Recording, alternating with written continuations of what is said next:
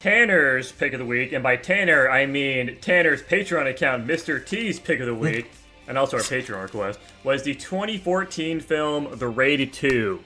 I guess, Tanner, you want to tell us about it?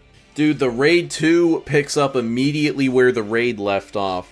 We see Andy get fucking executed by some guy we've never seen, and then Rama meets up with the fucking... What's he called? Police officer that he was told he could trust, and then they send him undercover to find evidence of police corruption. But also he wants to get revenge on the guy who killed his brother, and he goes deep undercover, and everything is real fucked up, and then there's a ton of fighting, and then he doesn't really ever get the evidence he's looking for. Everyone just kind of dies except for him. I forgot about that. I feel like you could probably assume that he also most likely died. No, I don't. He is the ultimate badass, and probably will have a relatively... Well, no, I think those people are just gonna let him go. Oh, okay. I thought they were definitely there. I think he bled out. Fun fact, this is Samuel L. Jackson's favorite movie. No way. Yeah. That's also big news, guys. I'm declaring this one my favorite movie over Jurassic Park, at least for now. I just asked you the other week, do you think a movie will ever usurp Jurassic Park as your favorite movie? And you're like, no. This movie gets better every fucking time I see it. This shit is sweet. I think there's a more respectable pick than Jurassic Park, honestly. That's cringe of you to say. I just think it's more unique. Is that better to say, you know? That's fair. That's fair enough, I guess. Story. I think it has a really solid story, lots of intrigue, lots of different factions with different interactions with each other, which is part of why it gets better every time I see it, because I literally, I've seen this one like 4 or 5 times now, and I'm still catching new shit every time. One story moment that I kind of love, and they don't really like play it up much. I mean, they play it up a little, but not like, they're not harping on it the whole time, is the fact that like, he thought he was going to prison for like a couple months, and then he's fucking stuck there for like 2 years. And we get that great like top-down shot of him walking out of the prison, and it's just 2 years later. It's like, oh, damn, he really got fucked on. I really like our main character, actually. He's a bit of a blank slate, but I think he does it in a way that can get you engaged with him. And like I was just mentioning, you get really invested in his struggle, because you're like, damn, this guy can't trust anyone, even his own, like, police people, and he's getting really just fucked on by everyone. And the action, holy shit, it's so fucking good. The thing, things action movies need to do to be good is, they need to have a good amount of action. The action they have needs not to feel too similar to each other, and, the action has to be believable, at least in this world. And this movie nails all of those. Every single fight has something that makes it unique, whether it be what the opponent is, or where it's taking place, or what weapons are being used. Like, I just cannot say enough about all the fight scenes. Anyways, this movie fucking stinked. This movie sucked ass. No. I would agree. I think this movie is an insane step up from the first one. Oh, yeah. Just in terms of general filmmaking is probably the biggest thing that sets it apart. This one, honestly, the first movie did have some pretty creative shots. It was trying to do some interesting things, but I feel like the setting was really fucking boring for the most part. And, you know, they were working with what they had, but being, you know, not restricted as being in like this one building really let them run free. There was a lot of cool shots, you know, interesting transitions in the way they were just like presenting information. It just felt like a much better made movie overall. Yeah. And it was very noticeable. It's literally just from like the first like 5 minutes. I was like, I already tell this is going to be a pretty decent step up. Yeah. There's that one shot that like they do it so smoothly you don't even really notice how good it is, where it's when they're doing like the driving scene towards the end, and the camera goes like into the driver's side window and then back out the like back passenger side. that wasn't like CG or anything. They actually had a guy in like a fake car chair costume that they handed the camera through the window off, and then he handed it out to a guy like on a platform on the side of the outside of the car. That's pretty fun. Like, that shit's insane. Why didn't you list that as your fun fact, Tanner? Come on. I can bring up as many fun facts as I want, man. I like the Samuel L. Jackson one, and it neatly transitioned into me declaring this my favorite movie, okay? Fair enough, dude. I'm sorry, you know? What did you think? What did I think? I mean, it's really hard to really say anything more than what you guys say. Also, just because when you guys describe movies like this, I just feel like you guys do a better job anyway. But, I mean, I agree with the whole... Like, the Raid was really creative with its one building, like, one environment, and it was really good. It did really good with what it had, like what Jackson said. But when they were given boundaries beyond and were allowed to just take it, you know, like the car chase scene, or he's in prison, or he's invading some other random clan. There's, like, some conflict between some Japanese Yakuza or whatever, and I forget what country, I always forget what country this was filmed in. Indonesia. Yeah, it was China versus Japan versus... Yeah. So when we're able to explore these different conflicts because we're not restricted by a building and by like covert ops and like a setup and everything, and like obviously now we know this movie's built off of that preface where we're like, we know there are corrupt cops that are trying to get other cops killed so that corrupt cop can get paid by these gangs to kill those cops. And then yeah, this whole thing turned into a bust. Just like, oh, I gotta figure out what's... I didn't even realize that we never found out about his brother until you mentioned it just now. But I think he probably was just, like, done. Like, he got that out of his mind. Like, his goal was to be undercover and survive. And I think, like, after all of that, I don't want to say it's unrealistic to remember, like, oh, yeah, I need to figure out what happened to my brother. Technically, he probably got the resolve he wanted because he killed everybody involved with killing his brother. So, like, in his mind, it's probably all just a clean slate. And moving on with his life, he probably just wants to get back home to his wife and kid, because he told her he'd only be gone for a couple months. He's been gone for fucking 3 years. Right. So, but yeah, no, the fact that the action was on par, if not better, and then also had the environments to explore and everything. You guys are obviously good at breaking down the cinematography and everything. I think it was a really good step up from the last. Dylan, did you watch this in English, by the way? I had no choice. Okay, fantastic. Was there an option to watch it in Indonesian? I don't think so. But, like, we watched it in English. I feel like for posterity's sake, we should probably mention that here real quick. Yeah, and the voice acting was absolutely still fucking dog shit in this movie. It wasn't nearly as bad as the first one, granted. It was definitely a step up. I actually feel like some of the voices weren't terrible, which is a crazy compliment for a fucking dub. But yeah, it was still pretty bad. I think this movie would have been, like, even that step up better if we just had some, like, actual competent voice actors. Not necessarily that these people are incompetent, but it's just really hard to do a live action dub, right? Yeah. Even if you have really good voice actors, it's just such a high bar to climb. And, you know, they're working with what they had, but it was still pretty fun. On top of that, like, I wanted to give this movie the fair judgment I gave the last one, because I gave the last movie half of it dubbed and half of it subbed. And like I told you guys, I think if you had watched the whole thing subbed, I think you would have... Like, we all rated it super high.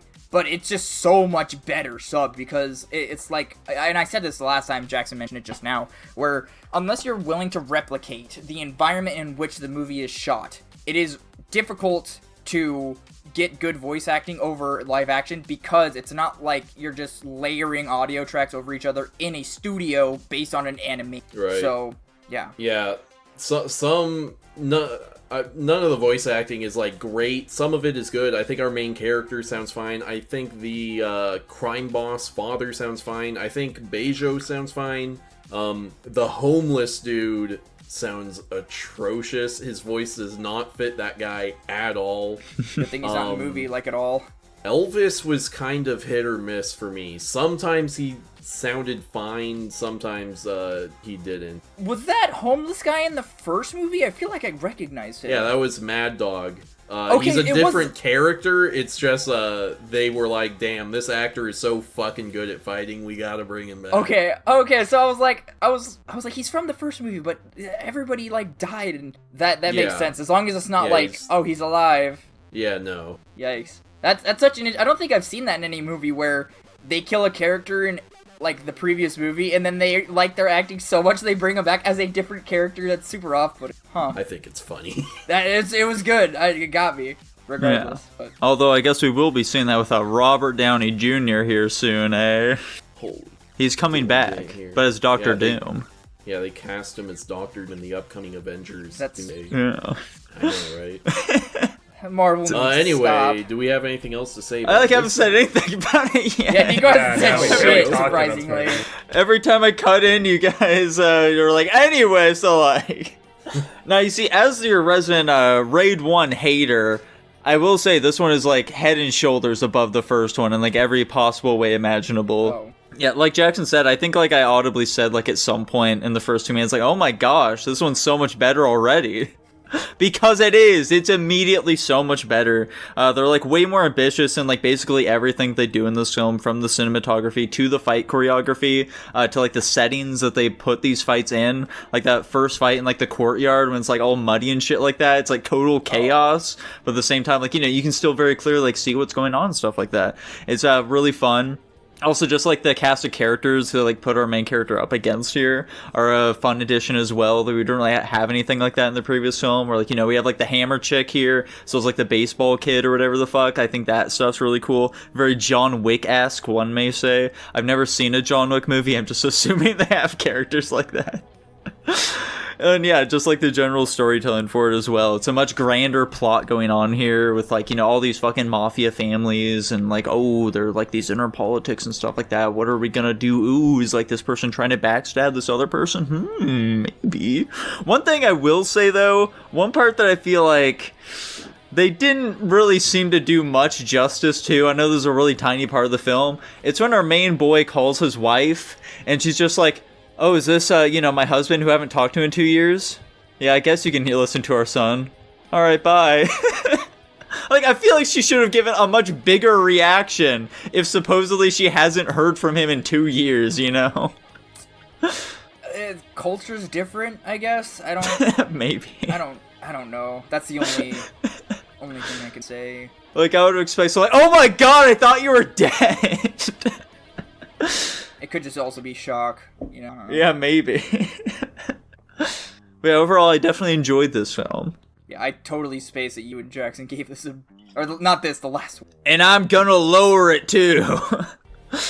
Yeah, I think my biggest gripe with this movie, and it's probably a pretty similar thing to the first movie, is I like movies for the substance of them. This movie, of course, had a lot of substance. I really like the multi-leveled plot going on. I really like movies where it's just not really clear whose side anybody's particularly on, especially like with this movie. The ending is really fucking grim, and I think it truly speaks to like the desperation of the situation and just how fucked up all of this like gang conflict shit is going on inside this country. And it ending with like such a gritty, like everyone just fucking dies. There isn't like a really clean conclusion. I think it's really but that's not to say that this movie of course doesn't have flaws. I think, like with the first one, this movie really just wanted excuses to get into like action scenes, and a lot of them didn't feel like super natural going into transitions of them. I can't really like think of any examples right now, but some of them just felt like really forced, because they're like, oh yeah, it'd be cool if we had like a fucking action scene here. It didn't feel like there was like an actual like natural transition to it. But of course it's also counterbalanced because there are a lot of scenes that did just have like really transitions. Like when the fucking guy was in the prison, he was like fucking around with the broom and they were setting up to have like another faction of the prison go and kill him.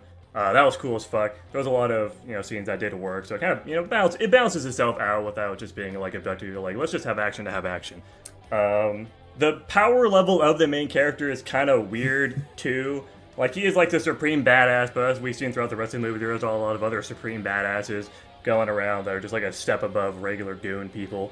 And he gets his fucking ass beat by that first one. Mm-hmm. And then later on in the movie, like not even like literally like the next fucking action scene afterwards, he kills two of the other supreme badasses, is like hurt, he got fucking like sliced open with a hammer in a fucking 2v1. And then beats the guy in a fight that just kicked his ass earlier, with the guy also using fucking knives against him. I agree. I definitely thought that part was really weird too. Kind of variable. And that kind of also just kind of speaks to like the main character isn't really like that much of a character, as kind of Tanner alluded to. I think he's like a cool vehicle to like move the plot along with, but there isn't like a crazy amount of depth. He mostly just wants to like revenge and to protect his family, and that's basically it. He's mostly just like some fucking guy to like beat people up with, which, you know, whatever, it's an action. Yeah, Fun fact, that fight with the knife guy took 9 months to film. Oh my gosh. a lot of these fights are like insanely well choreographed. Yeah. Like with the first movie, they know their action. A lot of those fights have really long takes, and it's very impressive just from a technical. Like, those actors did a great job. Yeah. Yeah. The prison fight is a one take. I'm not shocked by Jesus. that. There was so That much is- fucking chaos Yeah. going on. That's easy to film chaos. It actually reminds me of a gripe. One of the only gripes I have with this movie is at the ending, where it's really hard to tell who is on whose side, like we were talking about. I remember I was just thinking, I was trying to figure it out. I was like, okay, so the Bat guy, the Hammer girl, like, I'm pretty sure they're, like, the Indonesian, but, like, they're also trying to kill the cop guy, which I thought they're on the same side, but I guess at that point they're in the betrayal, and then there's the Japanese, and then there's the Chinese, and then I think my takeaway at the very end of it all was, okay, everybody's dead, so I guess it doesn't matter who's on whose side, because in the end, everybody's dead. I don't know if that's good or if that's bad, but I don't think being confused in the moment, it's like trying to figure out, like, I guess I'll refer to when the fights broke out, when the son was like, hey, just do it, and the guy's like, did we get the okay? He's like, screw the okay, just do it. Then I was trying to figure out whose side is whose, So I think the thing you're getting confused on is that the guy with the cane and then Elvis's dad, they're both Indonesian, but they're two separate factions two different- that are okay. like against each other. So that would explain why they were all in the same place practically at the same time, and then, like, at the very end, the Japanese clan, like, showed up after everything's over. Okay, so okay. Because everything was moving a million miles a minute. I was trying to figure it out. Yeah, because like Hammer Girl and Baseball Bat, they were henchmen of the guy with the cane. With the cane. But they don't work for Elvis's father, which is why they were fighting Rama. So what was the deal with the tattoos then? Like, there was the guy saw the tattoo on the one guy who got tied up, and at the end of the movie, he saw it on the guy with the cane. What did I miss there? He I feel basically sacrificed some of his own men So he sent some of his own men into prison to then attack Elvis, probably to get some kind of leverage over Elvis's father. And when Elvis saw the tattoo on him at the dinner, he realized, oh, he tried to have me killed before, and now he's just playing me to get an advantage, and that's why he turned on him. Okay. That helps a lot, actually. Anyway, so, are we good to go here at this movie? Yeah, I'm ready. Alrighty. Tanner, you kick us off then, dude. S+, this movie kicks ass. Yeah, not much of a shocker it's so there. fucking good, holy shit. Yeah, I definitely thought it was good. I'm gonna give an A-. I guess I'll go next. I give it an A+ personally. I'm like really kind of in between S- and A+. I honestly would probably have given it an S- if we watched it in the original language, but there were a lot of scenes that, like, some like really emotional scenes, like the fucking scene where the kid and Elvis and his father were having that confrontation, and then he fucking executes him after he realizes he was totally betrayed. I feel like that scene would have had way more impact if we had like actual. Like, if we weren't, like, taking the immersion out of us. And there's a lot of scenes like that in this movie where, like, it's just, all of it's just, like, fucking taken out of our sails. But yeah, I also like the think scene where the father, like, apologizes in, like, their language or whatever. And it's like, well, I mean, we didn't really experience that. But Yeah, it was just all in English, we like- totally missed him depth. Yeah, he was like, oh, why'd you apologize in their language? I was like, oh, that sucks. And that's why I watch anime subbed, baby. Anyways, I think this movie's pretty fucking solid. Honestly, I don't think the gripe for the weird action is like really that bad. I'm just not really a big action movie guy, but so it's still landing at A+ is pretty fucking crazy for me. S+. whoa. Your like clarification actually helped a lot, Tanner. It cleared up a lot of the confusion, which was what was holding it back. Radical. Does that land in S? It does, yeah. S-. Holy fuck. Wow. Yes. What is the upgrade to the other raid? The last raid got an A, so that's 2 ranks up. Let's go.